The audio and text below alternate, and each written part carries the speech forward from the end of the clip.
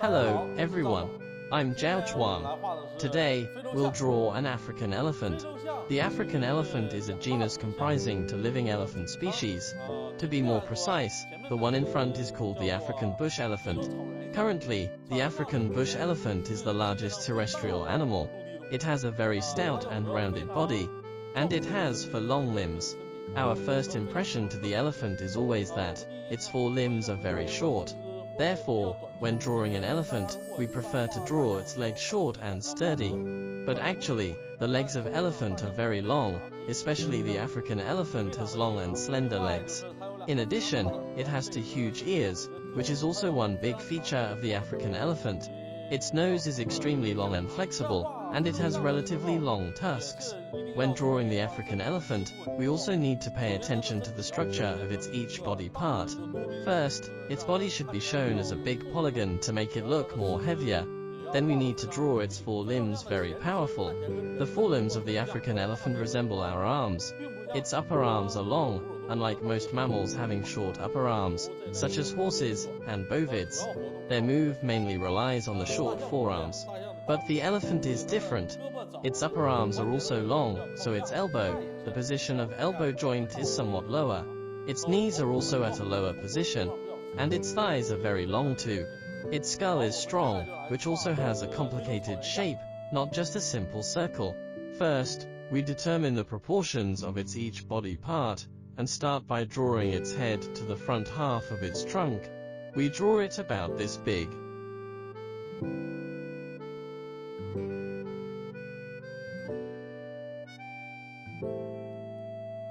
Its ears are large, probably wide at the top and narrow at the bottom, similar to the shape of a fan.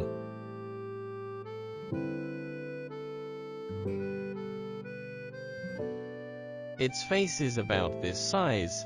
The trunk is curled back, with the front half extending forward, the rear half curved back, and the end rolled up.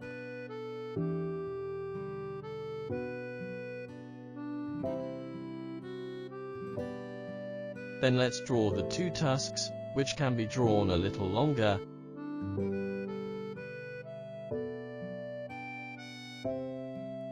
About this long.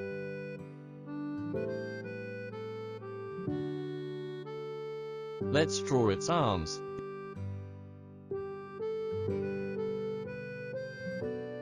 The upper arms and forearms. We draw it as it walks forward. One of its feet, and the foot on the other side.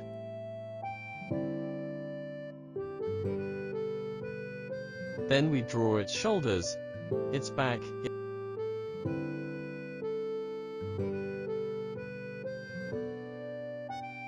its belly, its thighs, its calves and its feet. After the locations are determined, the general outline of the elephant comes out. Next, let's draw the details. Its eyes are roughly in this position, and draw them a little smaller. The eyes of elephants are usually squinted.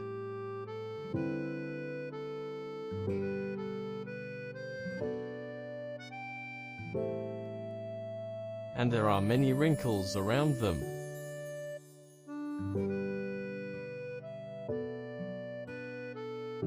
Below the eyes are its cheekbones, and in front of its cheekbones is the skin that contains the tusks.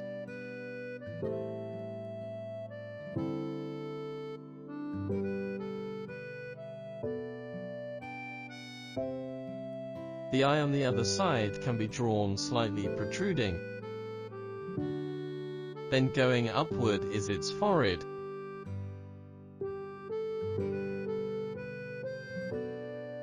The elephant's forehead has a T-shaped bone, slightly curving in on both sides.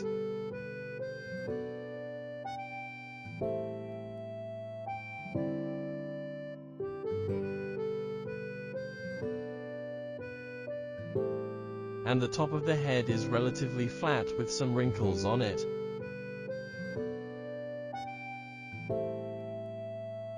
Then let's draw its ears, which have many wrinkles at the back.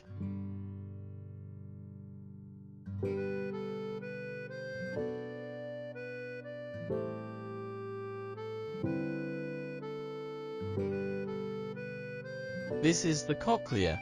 The ears are downward, with a lot of wrinkles on the back, making it look like a pleated skirt.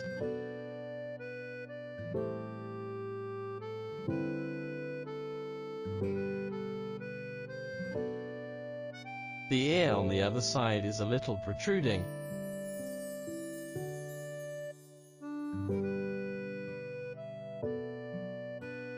Now we draw the root of its very thick trunk with many horizontal wrinkles.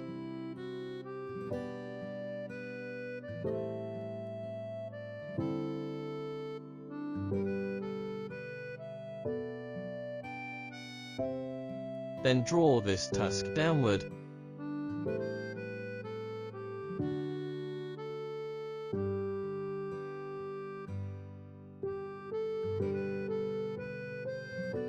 And the tusk on the other side is slightly curved upward.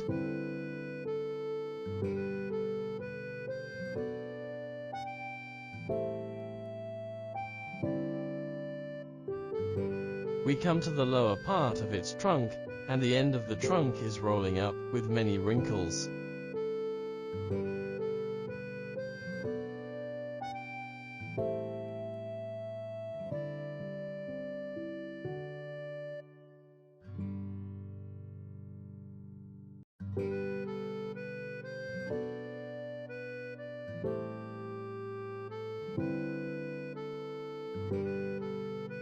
We go back to draw its pointy lower lip, then its chunky face. Like this, the elephant's head is almost done. Next are its arms. Its arms are very thick, and the elbow is at about this position. We draw some wrinkles on the shoulders and the armpits.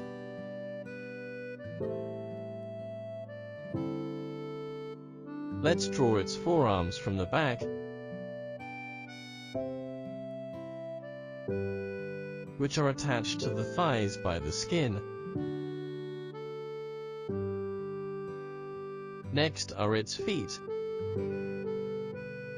The toes of the elephant are erect like the soles of the feet, and the ends form a huge disc. Then its toenails, and it goes the same on the other side. We draw the shoulder on the other side, and the forearm. Its foot is like a very large plate. Then let's draw its shoulders. Most of the shoulders are covered by the ears, but it's still conceivable that the back of its head is connected to the neck, and then to the shoulders, probably with a diagonal line like this. Behind the shoulders is its raised pelvis,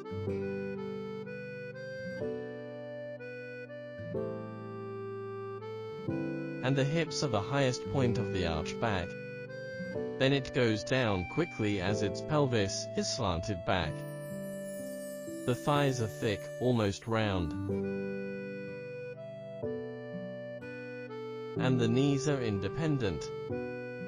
The roots of the thighs and the body are wrapped together by the flesh, and some wrinkles can be drawn here. We also draw some wrinkles on the knees. Elephants have short calves.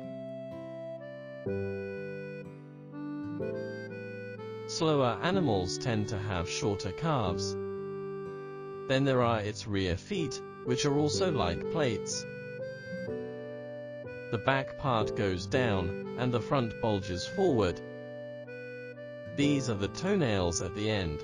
Let's draw its belly. The chest is relatively narrow, and while it goes further back, the belly gets bigger. Draw some skin and wrinkles on its body side.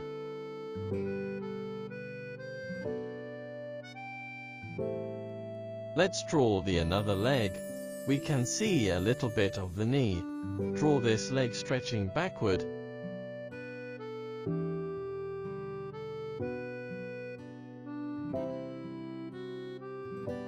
and then its feet and toenails. Finally, we draw its tail. The tail of the elephant has a lot of hairs at the end, and these hairs are on the sides like brushes.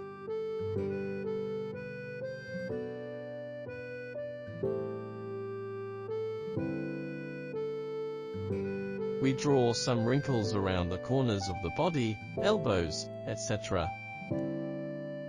Good, we've finished drawing this African bush elephant.